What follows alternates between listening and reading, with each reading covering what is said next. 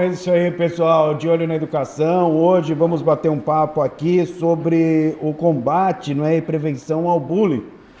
Estou aqui com o Mário Marcelo Ramos, que é justamente coordenador de prevenção e combate ao bullying, para falar conosco a respeito dessa situação. Antes de mais nada, muito obrigado por atender a gente. Tudo bem, Mário?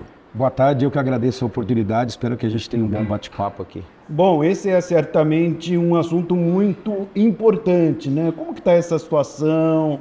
Como que você vê tudo isso, esse combate, a prevenção ao bullying? Eu acho importantíssimo. O bullying sempre existiu, sempre foi uma violência. Sempre. Eu acho que o primeiro momento aqui é a gente desconstruir essa ideia, essa narrativa de que antes as pessoas diziam hoje tudo é bullying, na minha época não era. O bullying sempre foi uma das violências mais graves que tem. No ano passado foram registrados no cartório mais de 130 mil casos. Isso é o que foram procurados e fizeram registro. A gente calcula que isso são 5, 10 vezes mais. Então mostra que a situação é gravíssima. E ainda falta o entendimento da sociedade, das famílias. A escola tem feito um trabalho muito importante sobre a importância de você fazer a prevenção. E aí surge uma violência que ela não é nova, mas que é muito mais grave, que é o cyberbullying, que é o bullying virtual. E nós, da Secretaria Municipal da Educação das escolas, temos trabalhado numa linha de trabalhar a prevenção, ou seja, de trabalhar os espaços para que a gente possa falar sobre isso de uma maneira mais leve, embora seja um assunto difícil, que possa dar conta disso. Bom, você citou aí o bullying virtual, né? Isso certamente tem crescido muito também e é muito preocupante, né, Mário? Sem sombra de dúvida, é hoje uma das violências mais graves que tem, porque ela acontece 24 horas por dia. O bullying já é grave, né? A violência é gravíssima, acontece durante o período que você está na escola, em outros espaços. O cyberbullying ele acontece 24 horas por dia em virtude do aumento das redes sociais que geralmente acontecem sem parar. Então, ou seja, essa violência na rede social ela tem acontecido de maneira exponencial, 24 horas por dia, e tem trazido problemas sérios, inclusive levando ao suicídio, em virtude do último caso que aconteceu, do caso do menino do Colégio Bandeirantes.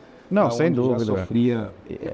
Como tratar essa situação? Porque na escola você conversa, tem uma série de atividades, mas na internet muita gente se esconde, né, Mário? Sim. Como tratar, como combater esse bullying virtual para depois a gente entrar de novo aqui no bullying que acontece nas escolas? Eu acho que o primeiro passo é entender, e a gente tem feito isso na rede pública municipal, e aqui no CAIC não é diferente, é de entender que isso é uma violência. Esse é o primeiro entendimento, de entender que não é uma brincadeira, que o bullying é crime, tipificado pela Lei 13.185 de 2015 e agora uma nova lei, que é a Lei 14.811, artigo 146, que coloca o bullying no Código Penal, podendo o agressor pegar de 2 a 4 anos de prisão, com um agravante que, se ele tiver envolvido num atentado na escola, ele pega mais 2 anos de prisão. Então, o primeiro entendimento é entender que isso não é uma brincadeira.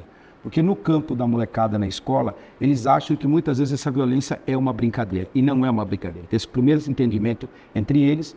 Segundo, a importância das famílias entenderem a importância de entender que isso é uma brincadeira, de não tolerar tanto o seu filho que comete um caso de bullying ou de cyberbullying e o seu filho que sofre também. E aí depois fazer um processo que a gente vai falar um pouco mais aqui, que é de acolhimento. Mas o primeiro passo é de entender que não é uma brincadeira, desconstruir essa narrativa de que é uma brincadeira. Bullying é violência, é crime, não é brincadeira, não é mal entendido. Como que é esse acolhimento? Nas escolas, a Secretaria Municipal da Educação tem feito um trabalho já há mais de 10 anos, que é um trabalho de prevenção. Aqui a gente adotou, por exemplo, em formato de trabalhar com a cultura de paz, que são os círculos restaurativos de construção de paz. Os círculos são espaços intencionais, seguros, onde a gente, todos os dias, acontece diariamente, a gente faz rodas de conversa na escola com os alunos, para que a gente possa falar não só dos casos de violência que acontecem, mas do que é o conflito, como que a gente vai lidar com esse conflito.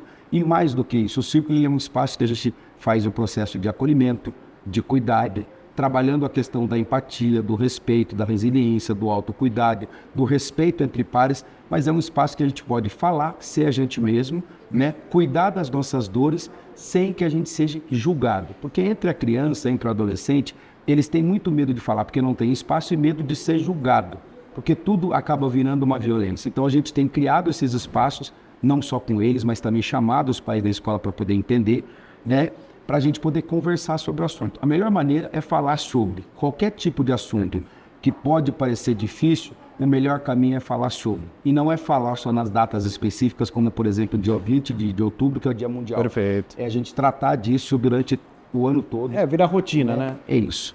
E o círculo tem bastante coisa interessante, Tô vendo aqui, ó, empatia, justiça, senso de justiça, gratidão, honestidade, educação, ética, lealdade. Como surgiu essa ideia aí, Mário? Bem legal, Então, hein, cara? essa ideia ela surge, na verdade, não é uma coisa nova, ela surge nos Estados Unidos, no Canadá, na Nova Zelândia. É um conceito construído pelos índios aborígenes da Nova Zelândia, nos Estados Unidos, no Canadá. Vem para o Brasil em 2010, com uma experiência em São Paulo, no Rio Grande do Sul, em Brasília, e aí a gente começa então a disseminar essa ideia para a educação. Os círculos, eles são espaços, como eu disse, coletivos de construção coletiva, onde você está vendo aqui, a gente constrói primeiro no círculo os valores. Então a gente faz sempre em formato circular. Como que você está chegando? Check-in. Como que você chega? Chego bem, chego com raiva, chego triste, estou muito bravo e etc. E tudo isso é acolhido. Após a chegagem, a gente faz então a abertura. A abertura é feita às vezes com um poema, com alguma dança. Que legal. Né? É feita com uma apresentação, com uma frase que o aluno queira falar. A partir daí, a gente vai para o processo de construção que você está vendo aqui de valores. Ou seja, o que são valores importantes para que a gente possa ter uma boa roda de conversa baseada, por exemplo, no respeito, que é um dos valores que a gente tem, entre muitos aqui, empatia, justiça, lealdade, amor, carinho, respeito. E aí, isso a gente constrói de maneira coletiva. Porque o que é importante? A gente entender que as pessoas precisam ser corresponsabilizadas. Essa ideia da punição, ela não funciona mais, e nunca funcionou. Quando você corresponsabiliza as pessoas, elas são parte da construção desse processo. Então, no Círculo, a gente trata de tudo isso de maneira muito natural, muito tranquila, mas respeitando a diferença de cada um, respeitando a vulnerabilidade de cada um, e tudo isso desse processo circular, ele é acolhido, ele é cuidado, sem nenhum tipo de julgamento. Você citou em um determinado momento da entrevista o papel, né, dos pais responsáveis. Como é isso? Qual a importância disso tudo? No combate ao bullying, a prevenção ao bullying? É fundamental. A gente tem dito na educação que não tem como você ter sucesso, nenhuma estratégia que pense a educação que não esteja o envolvimento de todo mundo. A sociedade é uma outra coisa que a gente precisa desconstruir. A sociedade ainda entende que a punição é um caminho e ela é uma violência. A gente tem que falar da punição, ela não deu certo, é só você olhar para os dados, né? No presente momento que a gente está conversando aqui, por exemplo, houve um aumento no número de suicídio em crianças de 10 a 14 anos. Então, ou seja, a gente precisa conversar, a gente precisa falar sobre isso. E aí, para que isso dê certo, a gente precisa ter fundamentalmente a presença de todo mundo. Geralmente é construída uma ideia de que a escola é responsável por tudo. A escola tem um papel fundamental. E o que eu digo escola? Equipe gestora, professores, né? Mas é importante a equipe gestora estar cuidando, e aqui a escola tem feito um trabalho muito bacana, os professores estarem cuidando, e aqui os professores fazem um trabalho muito bacana, mas fundamentalmente a família precisa participar da escola junto com os alunos. Quando a gente consegue unir escola, que eu falei, equipe gestora, professores, família e alunos, e um quinto elemento que é a comunidade, aí o sucesso de qualquer debate em relação à prevenção da violência, em especial o bullying, ele deu certo. A violência perdeu. Porque aí todo mundo entendeu que a responsabilidade é de todos.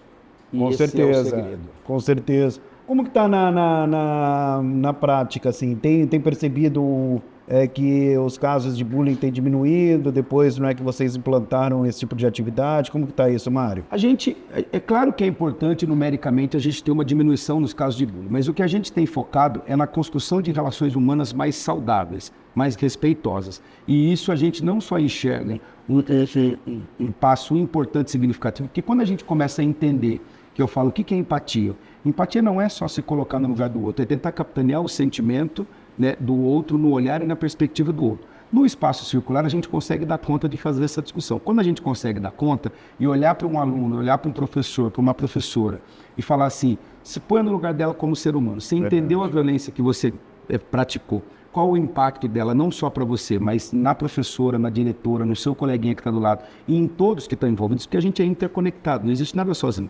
A violência, ela impacta quem cometeu, quem sofreu, a vítima, o agressor e o entorno de todo mundo. A gente é interconectado. Quando a gente percebe isso, quando o aluno percebe isso, a gente consegue ter avanço nas relações.